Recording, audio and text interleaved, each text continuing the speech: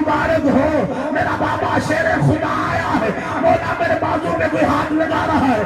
تجھے مبارک ہو. میرا بھائی حسن مجتبیٰ آیا ہے. اتنے میں حور نے کہا مولا میرے قدموں کی طرف سے مجھے آہٹ آ رہی ہے. کہا حور قدم کٹھے کرنے میری ماں فاطمہ.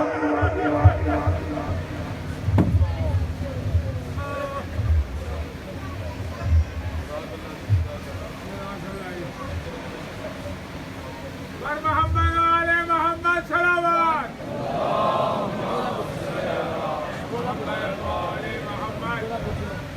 محمد والے محمد صلوات.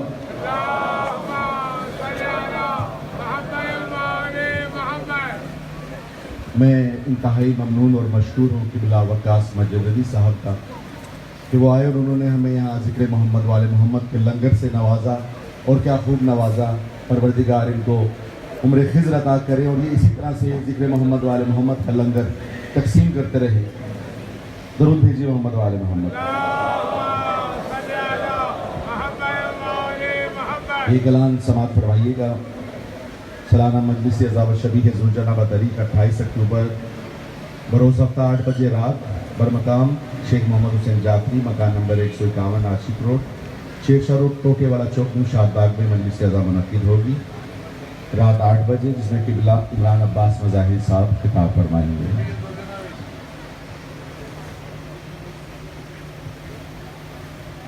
کرم یہ مجلس حسین نے کیا ورنہ, کرم یہ مجلس حسین نے کیا ورنہ, کہاں غریب کا گھر کہاں حسین کی ماں.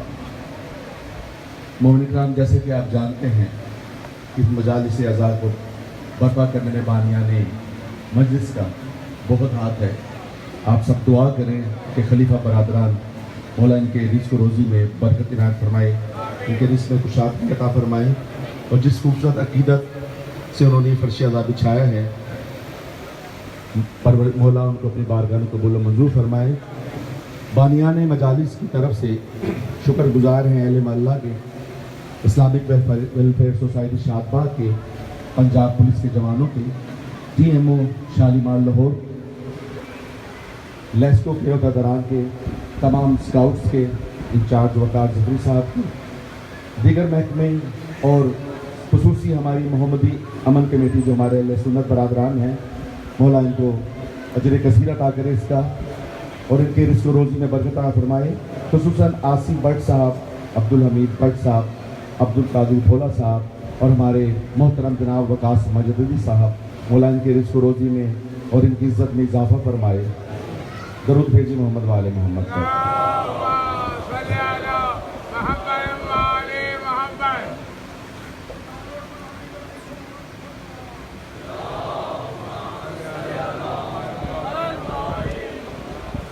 پھر بھی درود بھیجیے گا.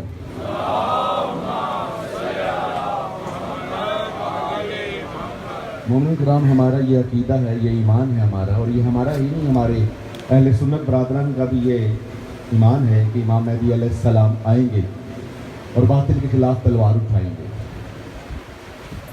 آپ کو یاد ہوگا کچھ دنوں پہلے, کچھ ماہ پہلے ایک صاحب بولے تھے کہ امام مہدی آئیں گے تو ہم ان کے خلاف جنگ کریں گے.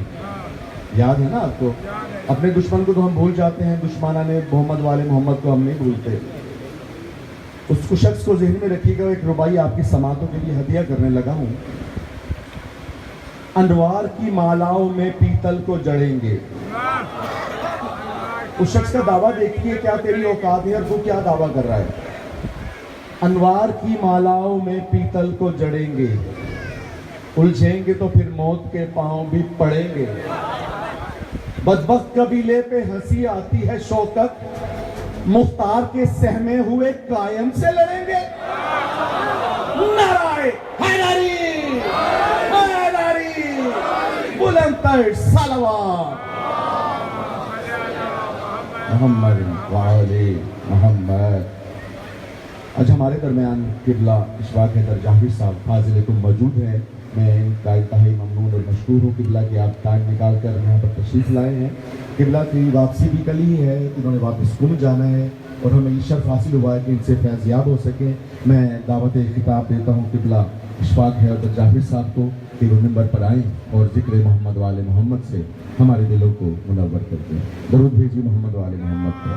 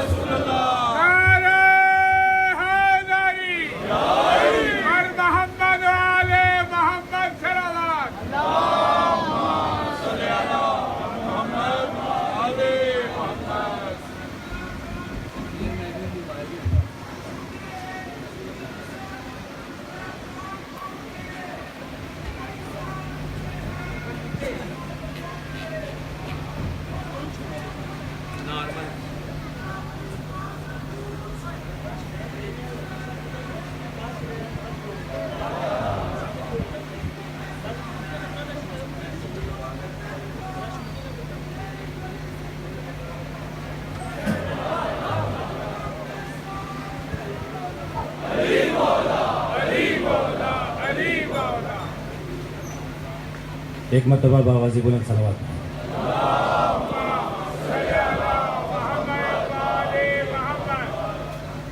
اپنے جملہ مرحومین و مرحومات اور خصوصاً بانیان مجلس خلیفہ برادران کے مرحومین و مرحومات کے لیے ایک مرتبہ سورہ فاتحہ.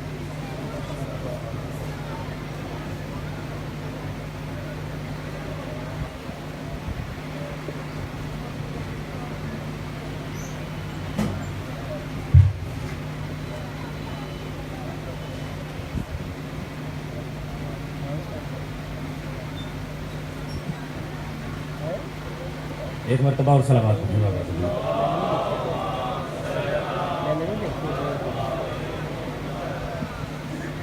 اعوذ باللہ من الشیطان اللعین الرجیم. بسم اللہ الرحمن الرحیم. الحمد للہ رب العالمین والصلاة والسلام علی سیدنا صاحب التاج والمعراج والبراق والعلم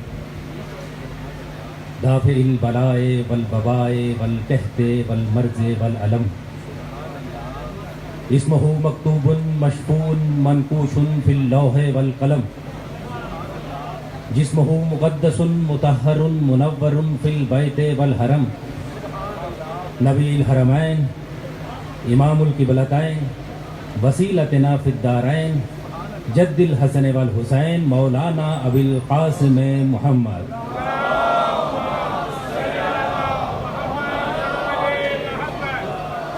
وعلى عطرته الطيبين الطاهرين المعصومين المظلومين الذين اذهب الله عنكم الرجس وطهرهم تطهيرا. صلوات.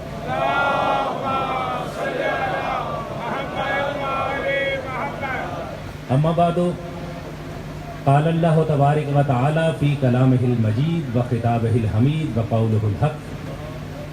بسم الله الرحمن الرحيم. یا ایھا الذین آمنوا اطیعوا اللہ واطیعوا الرسول واولی الامر منکم. صلوات.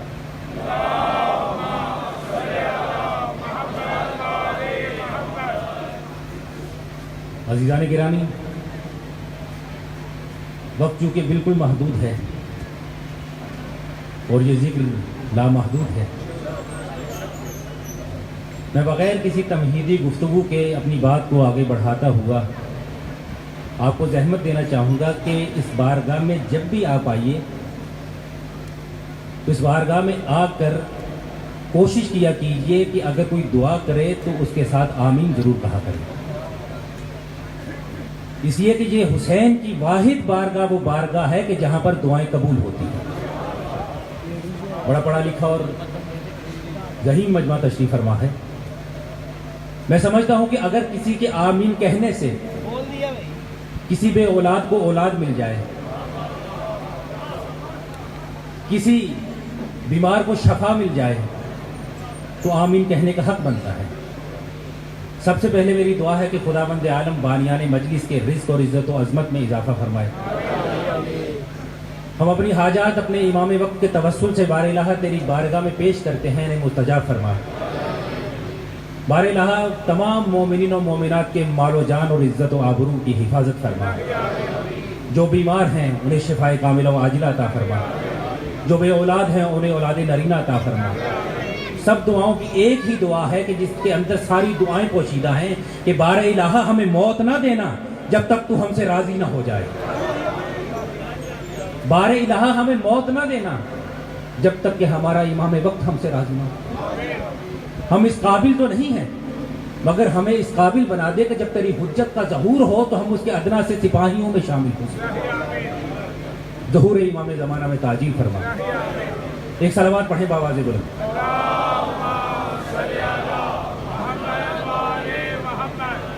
अगर आप इसी तरह से बिखरी बिखरी और धीमी धीमी सलावत पढ़ेंगे तो फिर मेरा भी जी चाहेगा कि मैं भी इसी तरह बिखरी बिखरी गुफ्तगू करता रहूं।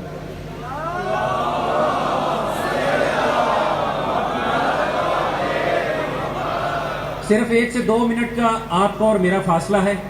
इंशाल्लाह सबकी परेशानी खत्म हो जाएगी और चेहरे पर नूर आपके फैल जाएगा। एक फरमान से बात को आगे बढ़ाता हूं। यकीनन बुजुर्गों ने तो सुना होगा, नौजवानों ने नहीं सुना होगा।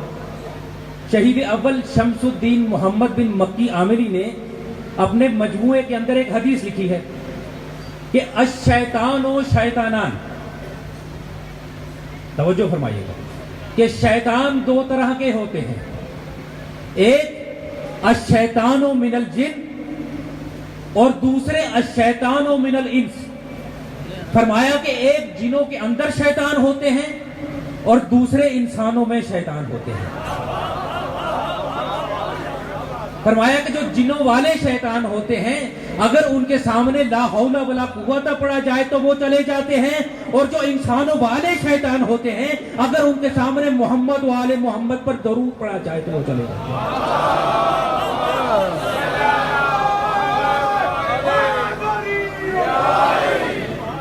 अब चूंकि आपने सलावत पढ़ी है,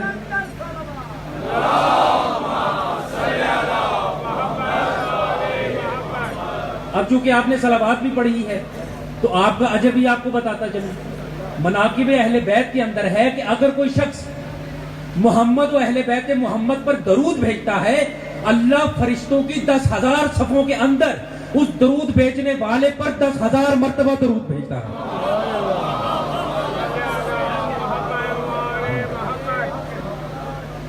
अज़ीज़ान गिरामी, अल्लाह रब्बुल इज़्ज़त कुरान मजीद फुरकान हमीद की सूरह निसा की आया नंबर 59 में इरशाद फरमा रहा है कि या अय्युहल्लज़ीना आमनू अतीउल्लाह व अतीउर रसूल व उल अम्र मिनकुम। मैं तमहीदी गुफ्तगू करने का बिल्कुल भी शौकीन नहीं हूँ। मेरी कोशिश होती है कि जो कम अज कम मेरे आगे हजरात बैठे हुए हैं ना, वो कम अज कम बोलते जरूर रहें। इसलिए कि आप सारे पढ़े लिखे हैं, आपने देखा होगा कि अगर क्लास भी हो, क्लास के अंदर जो आगे स्टूडेंट्स बैठे होते हैं ना, उस्ताद को उनसे ज्यादा तवक्कुआत होती है। इसलिए कम से कम बोलते जरूर रहिएगा, साथ जरूर देते रहिएगा। मैं सिर्फ आप हजरात की खिदमत में चंद मौरूज़ात पेश करूंगा। अगर तकरीर करने के लिए बैठूं तो खुदा की कसम खाकर कह रहा हूं, इस मौजू के लिए एक अशरा भी हो तो कम है। अल्लाह इरशाद फरमा रहा है कि या अय्युहल्लज़ीना आमनू, कि ऐ वो लोगों जो ईमान लाए हो, अल्लाह की इताअत करो, रसूल की इताअत करो, और जो तुम में साहिबान अम्र हो उनकी इताअत करो। याद रखिए, अल्लाह जब भी कुरान मजीद में इरशाद फरमाता है और खिताब करता है, मोमिनीन से खिताब करता है। 3 किस्म के लोगों से खुदा खिताब ही नहीं करता, काफिर, मुनाफिक और मुशरिक। इन तीनों को खुदा मुंह लगाना पसंद ही नहीं करता। जब भी बात करता है चौथे ईमान वाले से करता है कि या अय्युहल्लज़ीना आमनू, ऐ वो लोगों जो ईमान लेकर आए हो, इताअत करो अल्लाह की और अल्लाह के रसूल की, और जो तुम में साहिबान अम्र हो उनकी इताअत करो। बोला इमाम जाफर सादिक अलैहिस्सलाम से,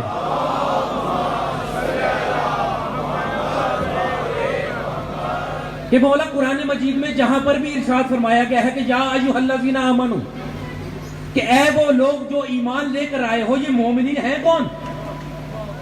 तो इमाम ने इरशाद फरमाया कि मोमिनीन से मुराद वो लोग हैं جو میرے جد امیر المومنین علی بن ابی طالب کی ولایت ہی رکھتے ہیں۔ پتہ چلا کہ خدا خطاب کرتا ہی ان سے ہے قرآن میں جو علی کی ولایت رکھتے ہوں۔ جو علی کی ولایت نہیں رکھتے خدا ان سے بات ہی نہیں کرتا۔ اور یاد رکھیے کہ مومن کا لفظ نکلتا ہے ایمان سے، ایمان کا لفظ نکلتا ہے امن سے، اس لیے کہ جہاں مومن ہے وہاں پر امن ہے، جہاں پر امن ہے وہاں پر مومن ہے۔ بد امنی کا مومن سے کوئی تعلق نہیں ہے۔ میں کہوں گا اگر حق بھی بنتا ہے کسی کا، طاقت بھی ہے اس کے پاس، قوت بھی ہے اس کے پاس، حق کے ہوتے ہوئے، طاقت کے ہوتے ہوئے جو چپ کر کر گھر بیٹھ جائے، جو اتنا بڑا مومن ہو، اسے کلے ایمان کہتے ہیں۔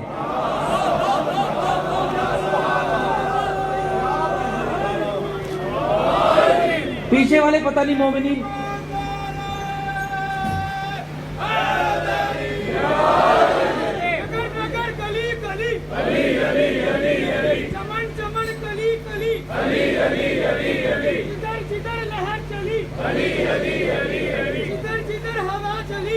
وقت محدود ہے، جلدی کیجیے۔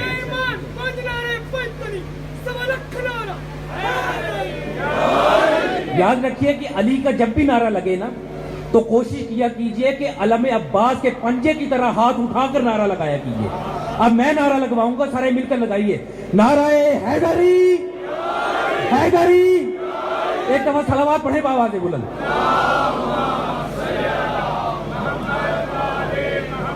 اس لیے کہ جو بھی ہاتھ اٹھا کر علی کی تائید کرتا ہے نا، عباس اس کی مدد کرتا ہے۔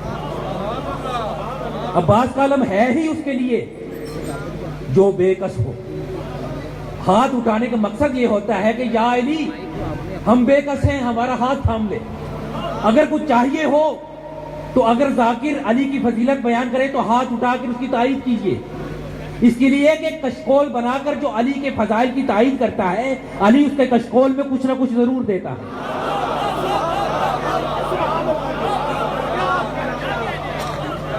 تو میں کہہ رہا تھا کہ مومن کا لفظ نکلتا ہے ایمان سے، ایمان کا لفظ نکلتا ہے امن سے۔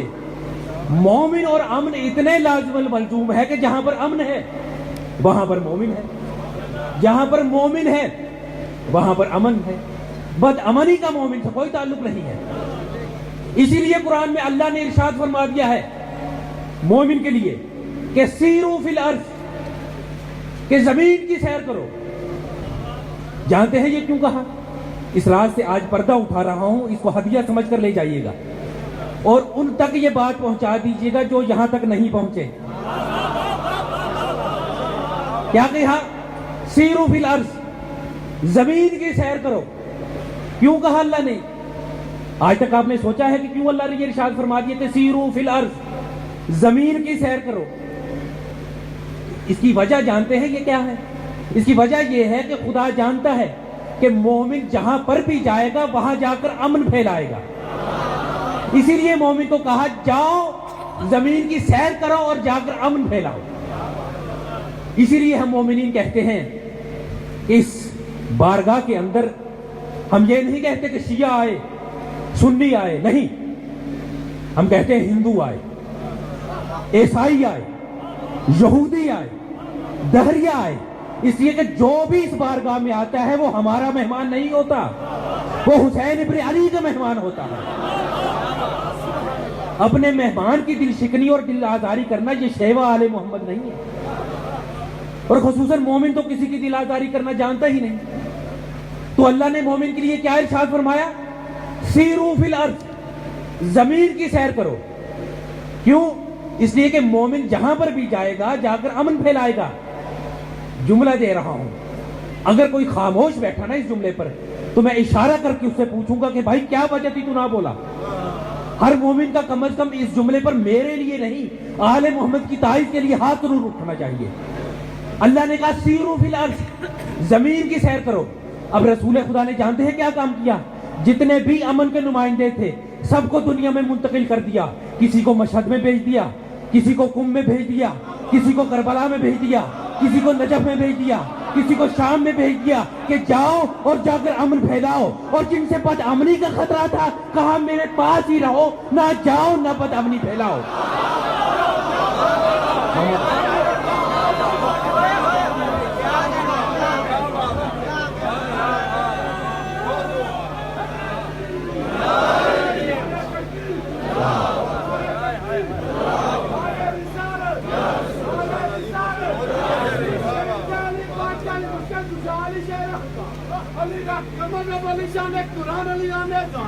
علی میری جان، علی کا میں نوکر، علی سب دان، علی کل ایمان، علی تیرا ایمان، علی میرا ایمان، نعرے حیدری،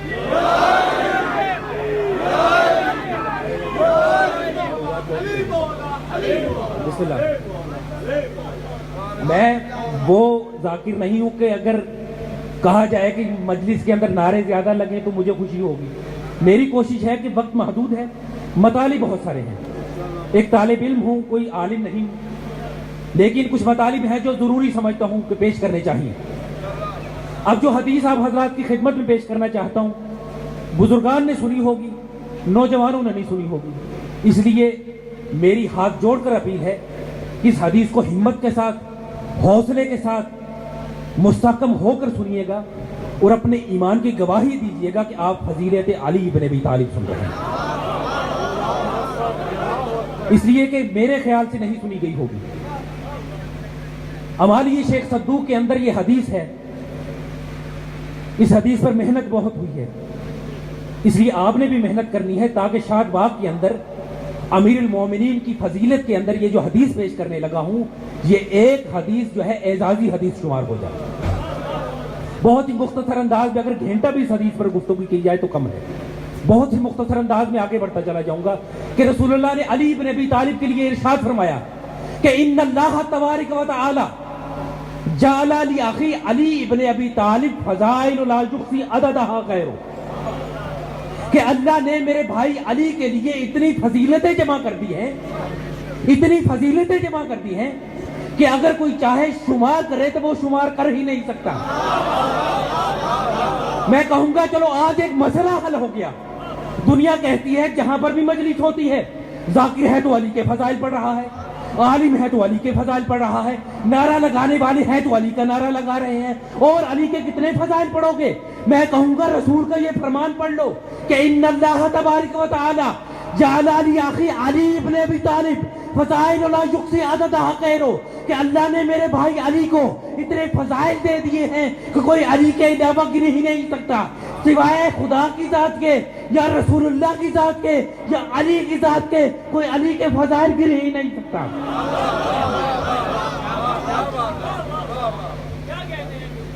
بسم اللہ، بسم اللہ۔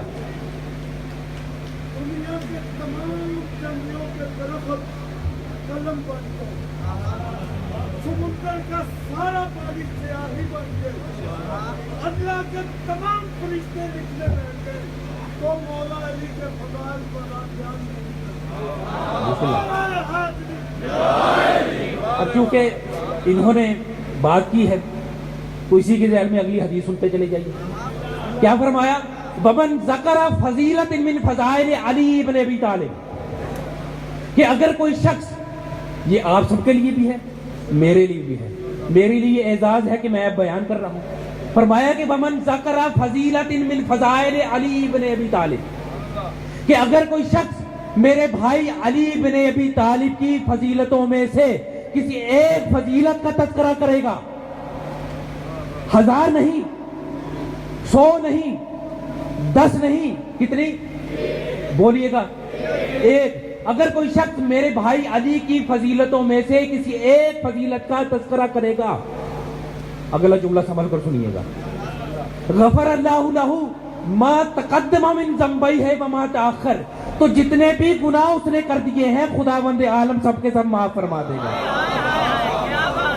میں کہوں گا کہ وہ گناہ جو صدیاں ماتھا رگڑنے سے معاف نہیں ہوتے، علی کی ایک فضیلت بیان کرنے سے معاف ہو جاتے ہیں۔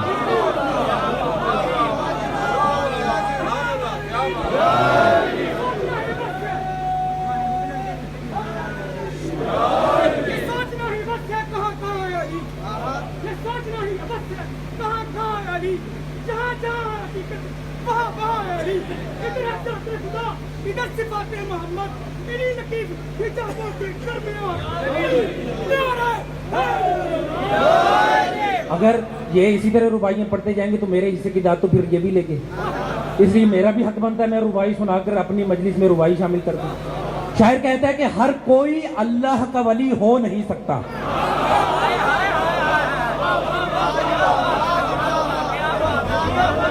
इधर वाले शायद नाराज हैं जो बोल नहीं रहे। अगर आपको मौजू पसंद नहीं है तो खंदक खैबर शुरू कर दूं? पीछे वाले तो बोल नहीं रहे, मैं कैसे शुरू करूंगा? शायर कहते हैं कि हर कोई अल्लाह का वली हो नहीं सकता, मजहरे औसाफे जली हो नहीं सकता, मत तोल उसे अक्ल के मीजान में वाइज, जो अक्ल में आ जाए वो वली हो नहीं सकता।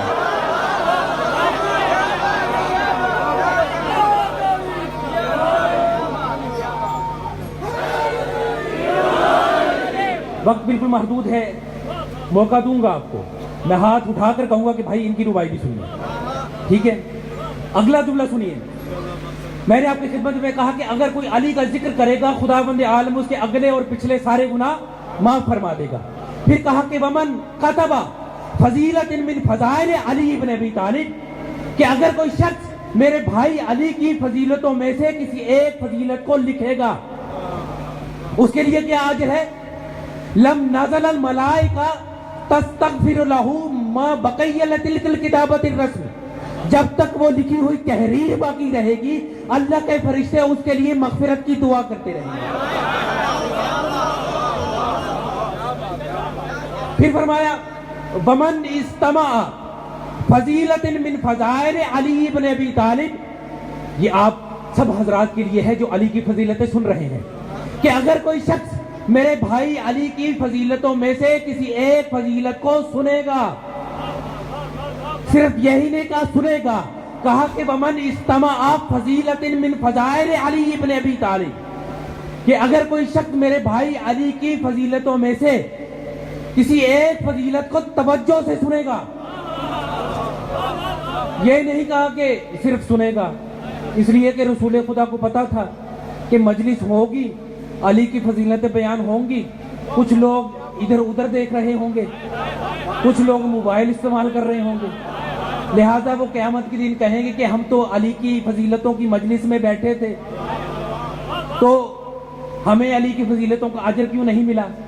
तो रसूल खुदा ने कहा कि अगर कोई शख्स अली की फजीलतों में से किसी एक फजीलत को तवज्जो से सुनेगा, तो जितने कानों से गुनाह किए हैं अल्लाह वो सबके सब माफ फरमा देगा।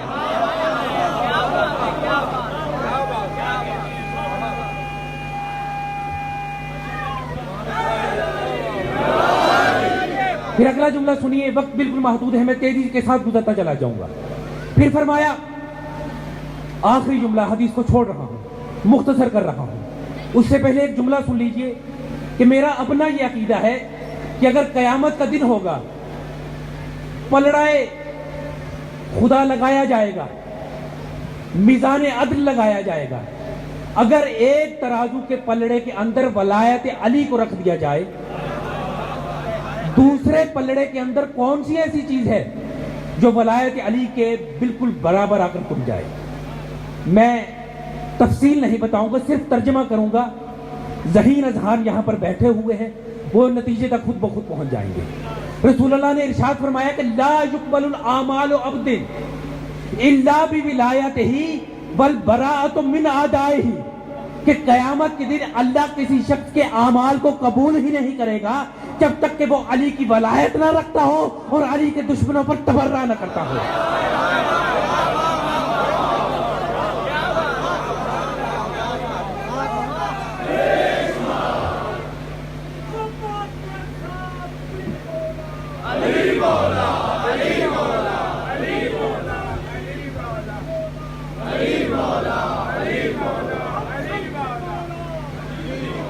बिल्कुल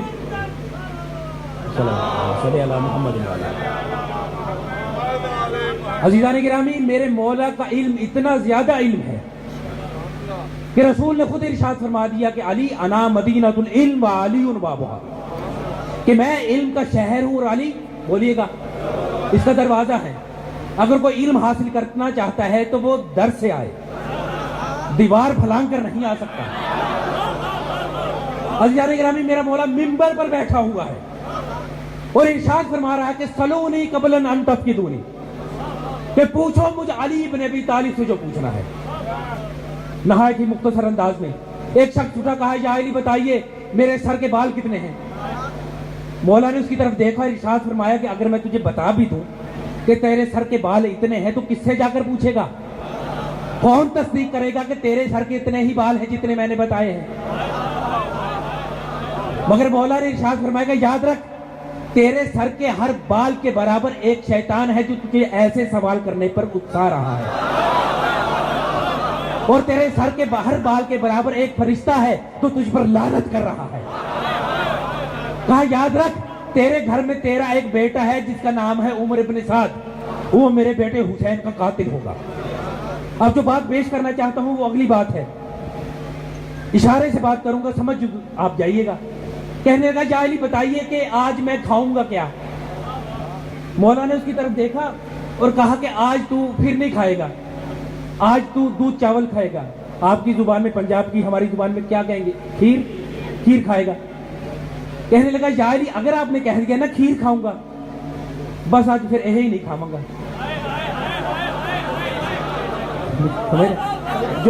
جو دیواروں کے ساتھ بیٹھے ہوئے ان کا کیا خیال ہے؟ تائید کیجیے, حق کی تائید میں بولنا عبادت ہوتا ہے. کہا یا علی آج میں کیا کھاؤں گا؟ کہا آج تو کھیر کھائے گا. کہنے لگا اگر آپ نے کہہ دیا کھیر کھاؤں گا بس یہی نہیں کھاؤں گا, باقی سب کچھ کھا لوں گا. مولا نے کہا اگر میں نے یہ کہہ دیا بس اللہ نے آج تیرے مقدر میں یہی لکھ دیا, تو یہی کھائے گا. گھر گیا, زوجہ سے کہنے لگا کھانا لاؤ, بہت بھوک لگی ہے. زوجہ نے لا کر کھانا آگے رکھ دیا. کہنے لگا یہ کیا ہے؟ کہنے لگی کھیر. کہنے لگا یہ نہیں کھاؤں گا. کہا یہ نہیں کھائے گا تو پھر باہر کھائے گا؟ کہنے لگی یہی ہے, یہی کھا لے. کہنے لگا نہیں یہ نہیں کھاؤں گا. کہا پھر گھر کے اندر تو یہی پکا ہے. کہنے لگا جا محلے کے اندر, آپ کو پتا ہے کہ گاؤں دیہاتوں اور پرانے دور میں کیا ہوتا تھا, اگر گھر میں کوئی چیز پسند نہیں ہوتی تھی کہا جاتا تھا جاؤ محلے سے لے آؤ. کہنے لگا جاؤ, جا کر محلے میں کسی گھر سے کچھ اور پتہ کر کے لے آؤ. زوجہ گئی, ہر گھر سے پتہ کر کے آ گئی. تھک ہار کر جب گھر آ کر بیٹھی ہے نا, بڑی تیزی سے گزر رہا ہوں, گھر میں آ گئی, تھک ہار کر بیٹھ گئی. کہنے لگا اتنی دیر تو نے لگا دی, تجھے پتا نہیں تھا میں بھوکا ہوں؟ کہنے لگی ہر گھر سے پتہ کر کے آ گئی ہوں, ہر گھر میں ایک ہی چیز پکی ہے. کہنے لگی کیا؟ کہنے لگی ہر گھر میں کھیر پکی ہے. کہنے لگا بڑی بھوک لگی ہے. بھوک کی شدت میں غصے کے عالم میں گھر سے باہر نکلا. باہر گیا تو سامنے سے قافلہ آ رہا تھا. کہنے لگا رک جاؤ. قافلے والے رک گئے. کہنے لگا اتر آؤ. قافلے والے اتر آئے. کہنے لگا سامان اتارو.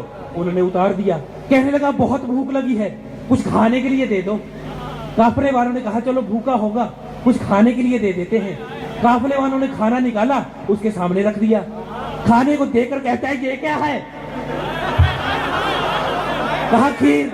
کہنے لگا یہ نہیں کھاؤں گا, اور کچھ ہے تو لے آؤ. سوکھی روٹی ہے وہی دے دو, وہ کھا لوں گا. کہا نہیں, اور نہیں کھاؤں گا, کھیر نہیں کھاؤں گا, اور کچھ ہے تو لے آؤ. کہنے لگے اور تو کچھ نہیں ہے, یہی کھانا پڑے گا. کہنے لگا یہ نہیں کھاؤں گا. قافلے والوں نے کہا اگر نہیں کھائے گا تو زبردستی کھلائیں گے. کہنے لگا نہیں یہ نہیں کھاؤں گا. کہا کیوں نہیں کھائے گا؟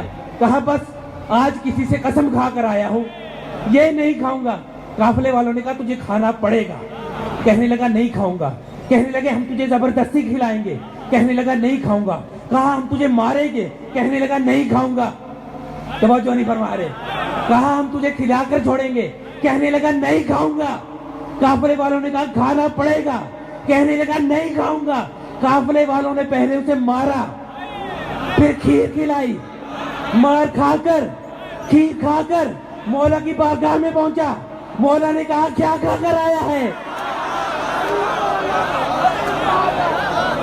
کہنے لگا وہ نہیں کھا کر آیا جو آپ نے کہا تھا. کہا نہیں, مار بھی کھا کر آیا ہے, کھیر بھی کھا کر آیا ہے. اگر میری مانتا تو مار نہ کھاتا, کھیر کھاتا. نعرہ حیدری.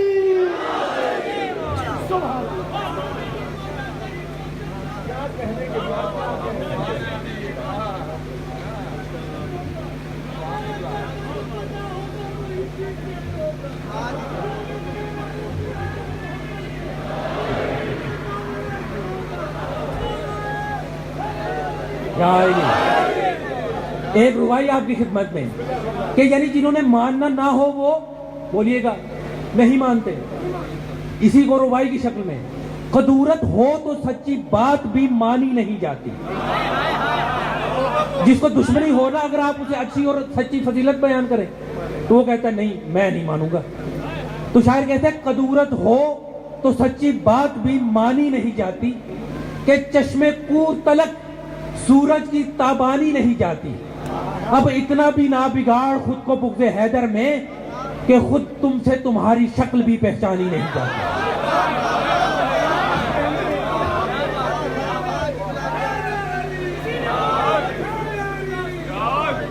کسی نے علی بہادر کسی نے مرتضیٰ کسی نے فخر اولیاء کسی نے خواجہ نواز. یہ تو اپنے اپنے عقیدے کی بات ہے لوگوں. کسی نے علی کو بندہ تو کسی نے خدا. خدا کی قسم جس طرح کا آپ سماعت فرما رہے ہیں دل تاکہ گھنٹوں علی کے فضائل بیان کیے جاتے ہیں، لیکن وقت خدا کی قسم اتنا محدود ہے کہ بیان سے باہر یہ ذکر لامحدود ہے. اور علی کا ذکر ہے بھی عبادت، اور اس عبادت میں اتنا لطف آتا ہے کہ انسان کو دنیا کی پرواہ بھی نہیں رہتی. یاد رکھیے کہ چند معروضات ہیں آپ حضرات کی خدمت میں پیش کرنا چاہتا ہوں. یاد رکھیے کہ امیر المومنین کے بیٹے امام حسین علیہ السلام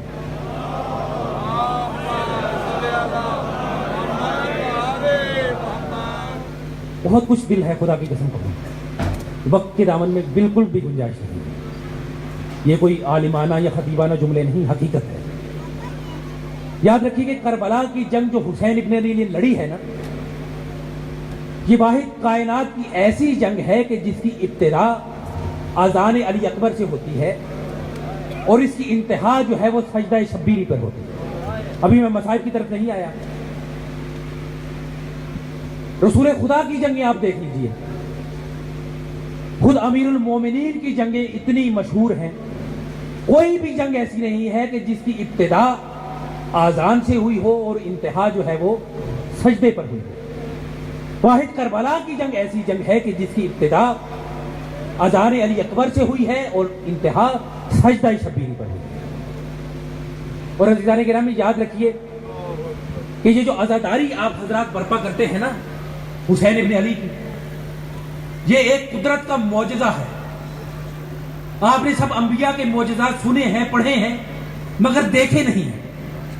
لیکن یہ معجزہ حسین ابن علی کا ایسا معجزہ ہے جو آپ تمام حضرات کے ذریعے سے رونما ہوتا ہے، جس معجزے کا نام ہے عزاداری سید الشہداء. اور یاد رکھیے کہ حسین ابن علی کی اس غم کی ایسی خصوصیت ہے کہ ہر غم جو ہے وقت کے ساتھ ساتھ کم ہو جاتا ہے. واحد یہ حسین ابن علی کا غم ہے جو وقت کے ساتھ ساتھ کم نہیں ہو رہا بلکہ وقت کے ساتھ ساتھ بڑھتا چلا جا رہا ہے. دنیا خوشی کا انتظار کرتی ہے لیکن یہ شیعہ اور اہل سنت اور آل محمد کے ماننے والے واحد ایسی قوم ہے جو اس خوشی کا نہیں اس غم کا انتظار کرتی ہے کہ کب یہ غم آئے ہم اس غم میں غمگین ہو جائیں، کب حسین کا ماتم برپا ہو اور ہم اس کے غم میں ماتمی ہو جائیں. یاد رکھیے کہ حسین ابن علی کا یہ عزادار ہونا اور یہ عزاداری اسلام کا ایک قلعہ ہے. یہ عزاداری ہے تو اسلام ہے، یہ عزاداری ہے تو دین ہے، یہ عزاداری ہے تو مسلمان ہیں اور یہ دین بھی قائم ہے. عموماً یہ کہا جاتا ہے کہ صاحب یہ عزاداری کب تک چلے گی، یہ کربلا کب تک برپا ہوتی رہے گی. میں کہوں گا کہ معاملہ برعکس ہے. ہم نے عزاداری کو زندہ نہیں رکھا، ہم نے کربلا کو زندہ نہیں رکھا، بلکہ کربلا اور عزاداری نے ہمیں زندہ رکھا ہوا. یہ میری طرف سے آپ حضرات کو میسج ہے اور آپ حضرات تک یہ امانت ہے، اسے دوسروں تک پہنچائیے گا ضرور کہ اگر ایک دریا اپنی روانی کے اندر بہہ رہا ہو نا اور اگر کوئی کوشش کرے کہ اس دریا کی روانی کو روک دیا جائے تو وہ کیا کام کرتے ہیں؟ دریا کے درمیان میں باندھ دیا جاتا ہے. لیکن کیا وہ دریا کی روانی رک جاتی ہے؟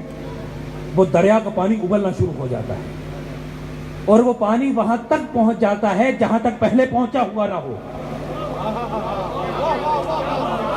کچھ حضرات نتیجے تک پہنچ گئے ہیں. ہم دنیا کو بتانا یہ چاہتے ہیں کہ یہ عزاداری اسی دریا کی مانند ہے. اگر اس دریا کو، اس عزاداری کو روکو گے تو یہ عزاداری وہاں تک پہنچ جائے گی جہاں یہ پہلے پہنچی نہیں تھی. آپ مجھے سوچ کر بتائیے کہ چند سال پہلے جہاں عزاداری نہیں ہوتی تھی آج وہاں بھی عزاداری ہو رہی ہے. پھر سوال کیا جاتا ہے کہ صاحب یہ رونا، اس رونے کا کیا فائدہ ہے؟ یاد رکھیے کہ اپنے ان آنسوؤں کو بے قدر و قیمت نہ سمجھا کریں. جہاں پر ان آنسوؤں کا ثواب ہے وہاں پر ان کی بڑی فضیلت ہے.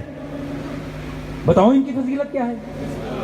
عزیزان گرامی، جب لوہے کو گرم کیا جائے نا تو لوہا نرم ہو جاتا ہے. جب وہ نرم ہو جاتا ہے تو اسے جس شکل میں ڈھالنا چاہے وہ ڈھل جاتا ہے. تو عزاداری سید الشہداء بھی اسی لیے ہے تاکہ جو پتھر دل ہیں وہ نرم ہو جائیں اور ان کے کردار کی اصلاح کی جا سکے. یہ عزاداری سید الشہداء اسی لیے ہے. پھر کہا جاتا ہے کہ صاحب اس عزاداری کا مقصد کیا ہے؟ تو یاد رکھیے اس عزاداری کا مقصد جانتے ہیں کیا ہے؟ اس عزاداری کا مقصد ہے دین کی حفاظت. جو کہ کربلا والوں کی جو مشن تھا، ان کا مقصد تھا، وہ کیا تھا؟ دین کی حفاظت کرنا. اب جہاں پر بھی عزاداری برپا ہوگی وہاں پر اس کا مقصد دین کی حفاظت کرنا ہوگا. اور یاد رکھیے کہ اس عزاداری کا دوسرا مقصد کیا ہے؟ ظالم کی مخالفت کرنا اور مظلوم کی حمایت کرنا. جہاں پر بھی عزاداری برپا ہوگی وہاں پر یہ درس دیا جائے گا کہ مظلوم کی حمایت کرو اور ظالم کی مخالفت کرو. بس عزادارین سید الشہداء دامن وقت میں بالکل گنجائش نہیں ہے اور ختم ہو چکی ہے. یاد رکھیے کہ حسین ابن علی وہ مظلوم ہے، وہ کربلا کا مظلوم شہید ہے. جتنے بھی آپ یہاں پر مومنین بیٹھے ہوئے ہیں نا، 10ویں کے دن جب میرا مولا مظلومیت کی آخری معراج پر تھا نا، تو جتنے آپ یہاں پر بیٹھے ہوئے نا، خدا کی قسم آپ سب کو میرے مولا حسین نے یاد کیا. بڑے سخت جملے ہیں، خدا کی قسم مجھے معاف کیجیے گا. جب مظلومیت کی آخری معراج پر تھا نا میرا مولا، تو جتنے آپ یہاں پر بیٹھے ہوئے ہیں ہر ایک کو حسین نے یاد کیا. کہا بیٹا زین العابدین، جب کوفہ و شام کے قیدوں اور مظالم سے تو رہا ہو کر مدینے جائے نا، تو جا کر میرے شیعوں کو چند پیغام پہنچانا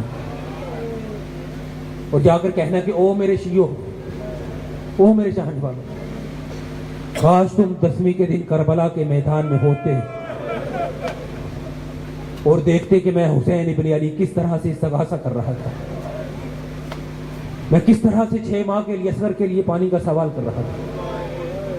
پانی نہیں ملا کوئی بات نہیں. جانتے ہیں رونا کس بات کا ہے؟ رونا اس بات کا ہے کہ مانگنا اسے پڑ گیا جسے مانگنا نہیں آتا تھا. سوال اسے کرنا پڑ گیا جسے سوال کرنا آتا ہی نہیں. جس کے در پر فرشتے سوال کرنے کے لیے آتے تھے اس کو سوال کرنا پڑ گیا. کہا کہ او میرے شیعوں، کاش تم 10ویں کے دن کربلا کے میدان میں ہوتے اور دیکھتے کہ میں کس طرح سے حسین ابن علی سوال کر رہا تھا. اور کہا کہ بیٹا زین العابدین، جب تم مدینے جاؤ نا تو میرے شیعوں سے جا کر کہنا کہ او میرے شیعوں، جب کسی بے گناہ مقتول کا ذکر سننا نا تو مجھ حسین ابن علی پر ہائے ہائے کر کر رونا. جانتے ہیں کس لیے کہا؟ کہا اس لیے کہا کہ جب مجھ حسین کو قتل کیا گیا نا تو مجھ حسین کو رلا رلا کر قتل کیا گیا تھا. میں حسین گریہ کر رہا تھا کہ او مسلمانوں، مجھے قتل نہ کرو، میں تمہارے رسول کا نواسا ہوں. میں تمہارے رسول کی بیٹی کا بیٹا ہوں, میں علی ابن ابی طالب کا فرزند ہوں, تم مجھے کیوں قتل کر رہے ہو؟ جانتے ہیں کیا جواب ملا؟ بغض لابی, ہم تیرے باپ کے بغض میں تجھے قتل کر رہے ہیں. عزادارو, وقت کے دامن میں بالکل گنجائش نہیں ہے. کوشش کیجئے گا کہ ہر آنکھ سے آنسو ضرور بہے, اس لیے کہ رومال زہرا اتنا ہی پیاسا ہے جتنے کربلا والے پیاسے. اس لیے کہ جب میرا چھٹا امام کسی مجلس میں بیٹھا ہوا تھا نا, تو جناب جابر میرے مولا کے پہلو میں بیٹھے ہوئے تھے اور گریہ کر رہے تھے, آنکھوں پر رومال رکھا ہوا تھا. مولا نے جابر کی طرف دیکھا اور کہا کہ جابر تو گریہ کیوں نہیں کر رہا؟ کہا مولا میرا یہ رومال دیکھیے جو آنسوؤں سے تر ہو چکا ہے. کہا جابر اس طرح سے نہ رویا کر. کہا مولا کس طرح سے رویا کروں؟ کہا کہ اس طرح سے رویا کر جس طرح کہ ایک بوڑھی ماں جوان بیٹے کے لاشے پر روتی. اس لیے اس طرح سے گریہ کیجئے کہ کم از کم رومال زہرا سے شرمندگی نہ ہو, اور تکلف کر کے مت رویا کیجئے, اپنی آوازوں کو آزاد چھوڑ دیا کیجئے. اس لیے کہ یہ اس کا غم ہے کہ جس کے غم میں ہمارا 12واں امام بھی سوگوار ہے. روایات کے جملے ہیں کہ جب جناب امام حسین کی شہادت کا تذکرہ کیا جاتا ہے نا, تو میرا 12واں امام روتا نہیں ہے. آپ تو رو رہے ہیں نا, میرا 12واں امام آنکھوں سے آنسو نہیں بہاتا, میرے 12ویں امام کی آنکھوں سے خون جاری ہو جاتا ہے. اور یہ میرا مولا کربلا کے میدان میں موجود نہیں تھا, پھر بھی اس امام کی آنکھوں سے خون جاری ہو گیا. اب مجھے سوچ کر یہ بتائیے کہ میرا وہ چوتھا امام جو کربلا کے میدان میں پہنچا, 35 سال تک یہ امام خون کے آنسو بہاتا رہا. 35 سال تک یہ خون کے آنسو بہاتا رہا. جس کا ہاتھ ہے وہ سینے پر ضرور مارے اور حسین کا عزادار ضرور کہلائے اپنے آپ کو. ہر ایک یہی سمجھے کہ میں اکیلا پڑھنے والا ہوں, آپ اکیلے سننے والے ہیں. ہر ایک دل کی یہ خواہش ہے کہ مولا کی شہادت شروع کی جائے اور اس کی آنکھوں سے آنسو جاری ہو. خدا کی قسم دکھ لگے گا اس روایت پر اگر کسی کی آنکھ نہ نکلے کہ میرا مولا جعفر صادق اپنے گھر کے اندر تشریف فرما ہے, بیٹھا ہوا ہے, کہ مولا کا ایک صحابی آتا ہے اور آ کر مولا کو دیکھتا ہے کہ میرا مولا گریہ کر رہا ہے. کہا مولا آپ گریہ کیوں کر رہے ہیں؟ کہا تجھے پتہ نہیں آج عاشورے کا دن ہے, آج میری جد حسین کے شہادت کا دن ہے. کہا تیرا بابا جب میرے پاس آیا کرتا تھا نا تو حسین کی مصیبت کا مرثیہ پڑھا کرتا تھا, تو نے کیا میری جد کی مصیبت میں مرثیہ لکھا ہے؟ کہا ہاں مولا لکھا ہے. کہا اچھا تو میری جد کی مصیبت کا مرثیہ تو سنا, میں زین العابدین کا بابا رونا چاہتا ہوں, میں جعفر صادق رونا چاہتا ہوں. اب جیسے ہی اس نے مصیبت بیان کرنا چاہی نا, مولا نے کہا اے میرے صحابی رک جا. امام نے کہا پردہ آویزہ کر دیا جائے. اپنی ماں کو کہا کہ اماں آپ بھی آ جائیے, اپنی بیٹیوں کو کہا کہ آپ بھی آ جائیے, اپنی ازواج کو کہا آپ بھی آ جائیے. جب سب آ کر بیٹھ گئی نا تو اس وقت امام نے ارشاد فرمایا کہ اے میرے صحابی اب تو شروع کر. اب جب اس نے امام کی مصیبت بیان کرنا شروع کی نا تو ایک دم سے ایک خاتون کی چیخوں کی آواز بلند ہونا شروع ہوئی. جانتے ہیں وہ کون خاتون تھی؟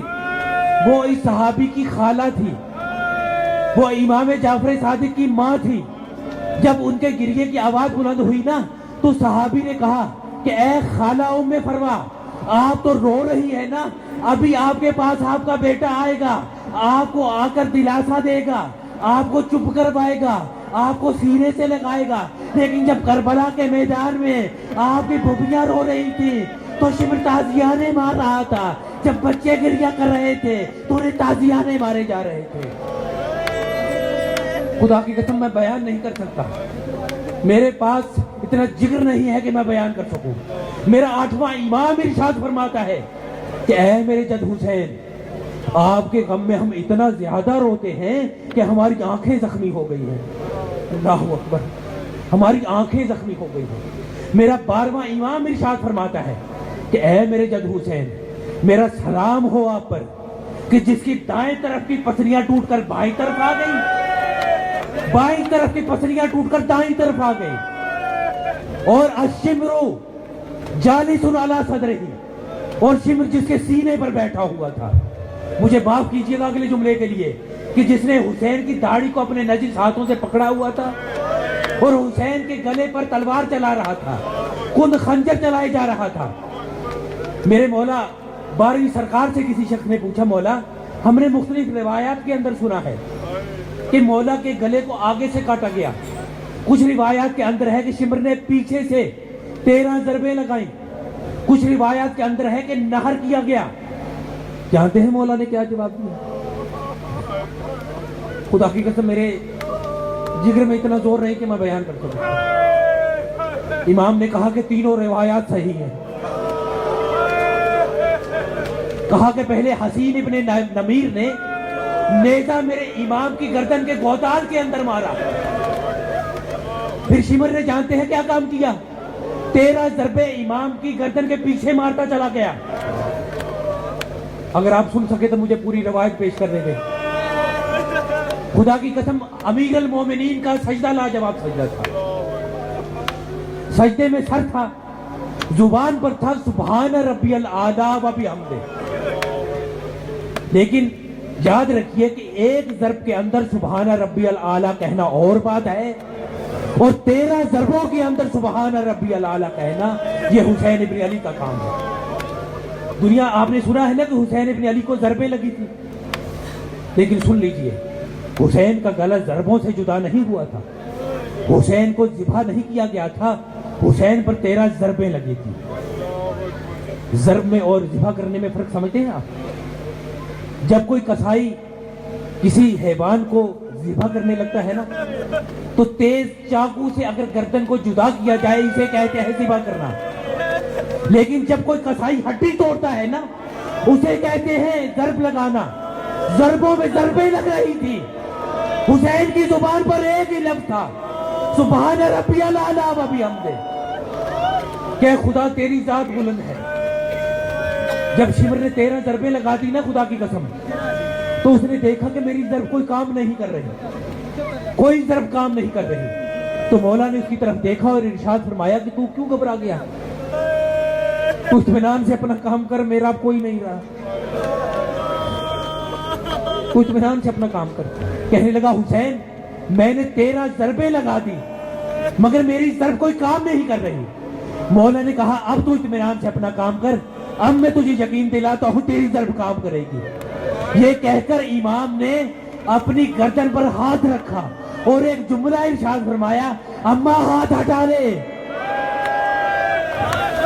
اماں میں اپنے قاتل کی گھبراہٹ کو برداشت نہیں کر سکتا. اماں میرا قاتل گھبرا گیا. آج بھی آپ کربلا کے میدان میں جائیں نا تو وہاں پر ایک پینٹنگ لگی ہوئی ہے جہاں پر سب انبیاء کی ارواح کھڑی ہوئی ہے. امیر المومنین کھڑے ہوئے ہیں امام حسن کے ساتھ, مولا علی کھڑے ہیں جناب سیدہ کے ساتھ. ایک دم سے سب انبیاء ہاتھ جوڑ کر آ کر کہتے ہیں یا رسول اللہ ہم میں برداشت نہیں ہے, ہم حسین کو ذبح ہوتے ہوئے نہیں دیکھ سکتے. پھر جناب رسول خدا دیکھتے ہیں کہ جناب ابراہیم آ کر کہتے ہیں یا رسول اللہ میں نے اسماعیل کو جب ذبح کیا تھا نا تو میری آنکھوں پر پٹی بندھی تھی, میں یہ منظر برداشت نہیں کر سکتا. پھر رسول خدا کہتے ہیں اے علی و فاطمہ تم جانو اور حسین جانے, میں یہ منظر برداشت نہیں کر سکتا. تھوڑی دیر کے بعد علی بھی کہتے ہیں فاطمہ تو جانے اور تیرا حسین جانے, میں یہ منظر برداشت نہیں کر سکتا. لیکن جناب سیدہ نے جانتے ہیں کیا کہا کہ بارے الہ تو گواہ رہنا, انبیاء نے رخ موڑ لیا مگر میں فاطمہ نے رخ نہیں موڑا. میرے حسین کی کمائی کربلا کے میدان میں لٹ گئی مگر میں فاطمہ نے رخ نہیں موڑا. ایک بڑی ہی سنگین روایت پیش کروں گا, اس کے بعد مصائب کا وقت نہیں رہا. حضرات محترم, شمر نے جب امام کا سر جدا کر دیا نا تن سے تو امام کے سر کو اپنے نجس ہاتھوں میں لے کر لہراتا ہوا جا رہا تھا. لہراتا ہوا جب جا رہا تھا نا تو امام کے لب ہلے. کہا شمر خدا تجھ پر لعنت کرے کہ تو نے میرے نانا کو قبر کے اندر رلا دیا. امام کا سر زمین پر رکھ کر کہتا ہے حسین تو خاموش ہو جا, اگر تو اب بولا نا تو تیرے ساتھ میں بڑا برا سلوک کروں گا. امام کے لب خاموش ہو گئے. اس کے بعد دوبارہ جب اس نے اپنے نجس ہاتھوں سے حسین کو اٹھایا نا تو پھر امام نے کہا کہ اے شمر خدا تجھ پر لعنت کرے، تو نے میری ماں کو بقیہ کے اندر الا دیا۔ پھر زمین پر سر رکھتے امام کو کہتا ہے حسین خاموش ہو جا، تیرے ساتھ میں بڑا برا سلوک کروں گا۔ پھر حسین خاموش ہو گئے۔ تھوڑی دیر کے بعد جانتے ہیں اس نے کیا کام کیا؟ امام نے کہا کہ اے شمر خدا تجھ پر لعنت کرے، تو نے جہنم کے اندر اپنا مقام بنا لیا۔ اب خدا کی قسم اس نے زمین پر حسین کا سر رکھ دیا، تازیانہ نکالا، اور میں اگلا جملہ ادا نہیں کرنا چاہتا، اپنے تازیانوں کو لہرا کر امام کی شان میں گستاخی کرنے لگا۔ بس عزادارو، مسائل میں نے تمام کر دیے، آخری جملہ کہوں گا۔